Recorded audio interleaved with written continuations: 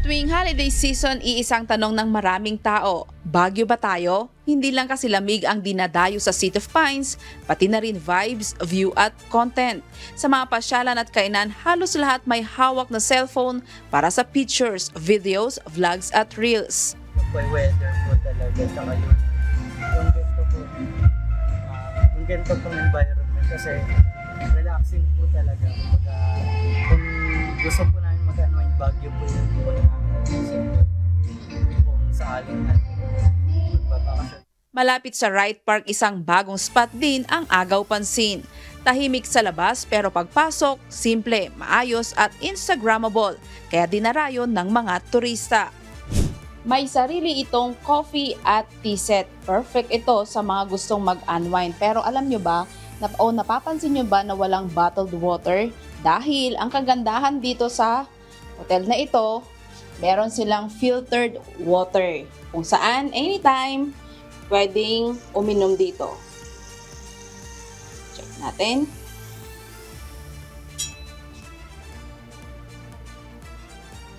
Pwedeng mainom. Malamig pa. A luxury hotel. My father did not want to just build something and sell it and leave. He wanted something that would last, something that would stand the test of time, something, and I quote, Sa loob ng hotel, ramdam ang mga detalyeng may kwento mula sa mga larawan, dekorasyon hanggang mga sulok na parang sumasalamin sa lumang Baguio. Yung ano po talaga environment, lalo na po yung sa mga view deck po, kita-kita po yung ano ng Baguio talaga. Yung mga pagkabundok ng Baguio. Baguio, our second home. We would spend our summers here. I remember we, the grandkids, would go to Wright Park daily and be on horseback for an hour or two. We enjoyed hanging out with the pony boys and their horses. Sometimes the horses would pick us up and drop us off at our house.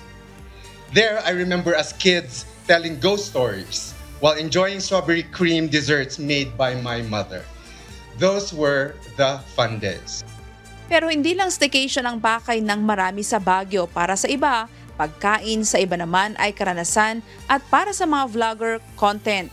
Mula merienda hanggang buffet, parte na ng bakasyon ang pagkain. Hindi lang dahil masarap, kundi dahil pang-share sa social media. So, ang merienda buffet po natin, mostly kinikater po natin ang ating Filipino merienda dishes. Si Soto Grande offers din po a la carte. So, sa a la carte din po meron po tayong ube cheese pizza.